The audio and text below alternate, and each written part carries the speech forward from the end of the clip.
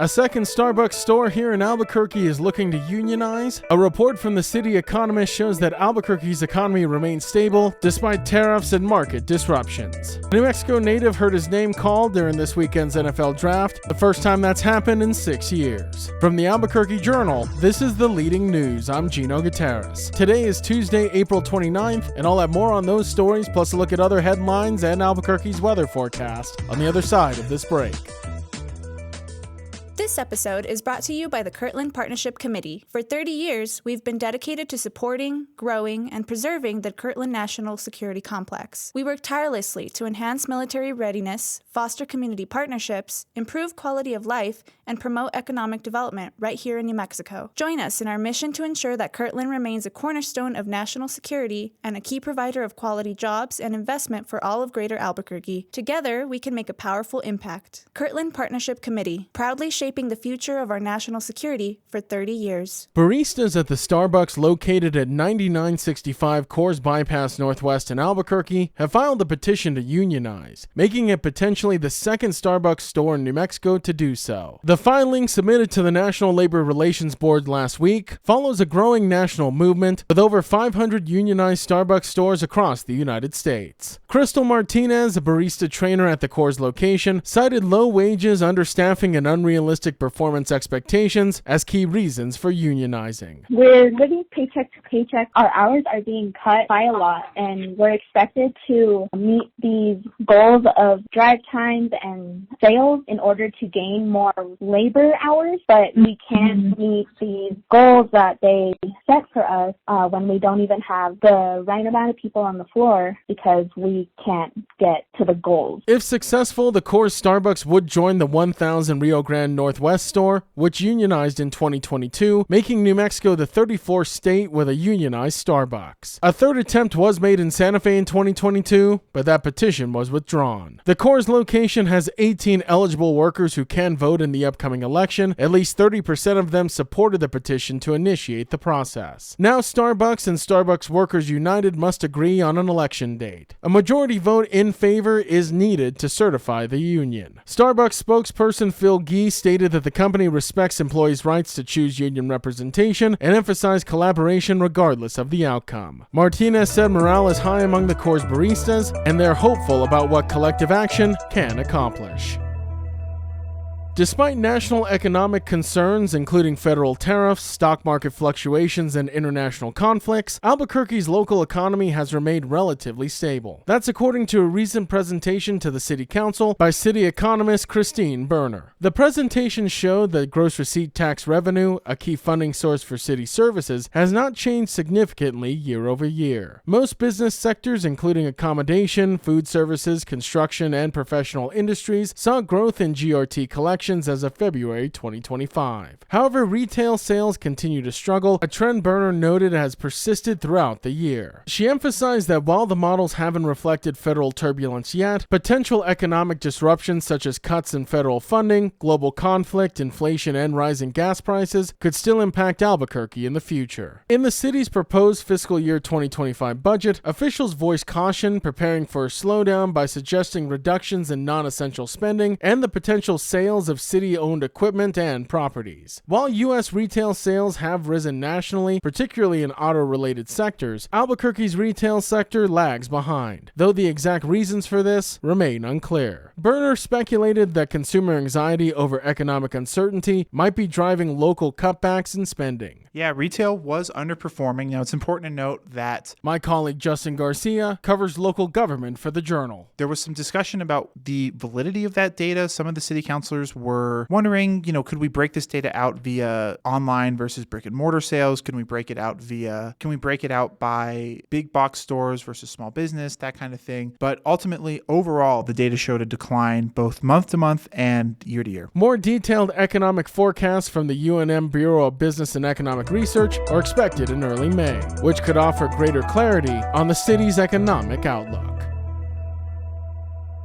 Now that this year's NFL draft has come and gone, we take a look at the sole New Mexico native that was drafted and several other players who have ties to the state that signed as free agents. With more on this, I'm now joined by Journal reporter Sean Ryder. Sean, thank you so much for joining me. Let's start with the New Mexico native that was drafted. What can you tell us about him? Yeah, Bryce Cabledew. I talked about a little bit about him on a podcast last week, but he's a 4-year starter at left and right tackle, primarily right tackle for 3 years, and then left tackle is his senior year this last season. At Kansas, played in a good offense. I think he was an honorable mention All Big 12 honoree after his last season at left tackle. But kind of the key thing here that kind of draws him onto the podcast is he's a Clovis native and a Clovis High School graduate. Picked up in the 7th round by the Seattle Seahawks. And Seattle was pretty clear that they were going to need some help on the interior offensive line. I think they gave up the 3rd most sacks in the NFL last season. And, even though he played tackle in college at 6'4", 308 pounds, I mean, he's going to add some weight. But at that kind of frame, you're probably going to play guard in the NFL. And, he did get some guard work in at the East-West Shrine Bowl in January. He got some positive reviews there. And then he had a really good Big 12 Pro Day, ran a very fast 40 for an interior guy for an offensive lineman, frankly. And he was a guy that got a lot of loves, kind of, I won't say as a full-on sleeper pick, but a guy that people were pretty interested in. And Sean, as far as the other players that have ties to New Mexico that were picked up after the draft, what's the latest on them? Yeah, Ja'Cory Krosky-Merritt, a.k.a. Bill, was he's at UNM for 1 year, rushed for 1,190 yards, 17 touchdowns. Actually kind of gave a pretty good run at Dontrell Moore's single-season rushing touchdowns record in that season. Before transferring to Arizona, he did have to sit out most of last season at Arizona because of an eligibility concern. He was drafted in the 7th round by the Washington Commanders. I think that's a really interesting pickup, frankly. Like, if you've watched Bill in the past, you know that he's a little helter-skelter in the way that he kinds of runs, but he is a true home run hitter, and Washington's running back room is pretty congested right now, but they don't have a lot of kind of true home run hitters at that point, and he is a guy that will be really interesting in that offense if he kind of got into it. Another guy with UNM ties who was not drafted, but he was signed by the Buffalo Bills was a Devin Brant Epps. He was picked up by the Bills as a undrafted free agent on Saturday. I spoke with him on Monday, kind of recapping all that, and he said that, for months he just kind of had radio silence ahead of the draft, wasn't hearing from any teams and all that. And then, really with about a week and a half left before the draft, the Bills reached out through his agent. They had a Zoom call, and he said it was awesome. I mean, they pulled up tape from some of the games they played against, P4 competition, like Arizona, Auburn, and then Washington State, which is sort of in a P4 mold right now. And were really complimentary. They loved his versatility, loved how he could play from both sides, loved his ball get off. And, they ended up picking him up, and he's pretty excited about that after a period where he wasn't hearing a lot. Connor O'Toole, who was a defensive end out of Utah and a Albuquerque native and a La Cueva High School graduate, he was picked up as a UDFA by the Seattle Seahawks, kind of joining Cabledew, which is a little bit of an interesting label there. And then Cleveland High School graduate Trey Watson was picked up out of Texas A&M. He only played last year at Texas A&M, and all of his college career before that was with Fresno State. So he had plenty of run-ins with New Mexico in the Mountain West, but he got picked up by the Kansas City Chiefs as a UDFA as well, and that's kind of an interesting fit. Obviously Kansas City has a really interesting pedigree, in terms of developing and using tight ends in Andy Reid's offense, and if Watson can, he certainly has the athletic skills to catch on and make something work there, so that's something to definitely monitor. So New Mexico native and plenty of other players with ties to the state picked up either in the draft or shortly afterwards. Journal reporter Sean Ryder filling us in on the latest. Thanks, Sean. Thank you.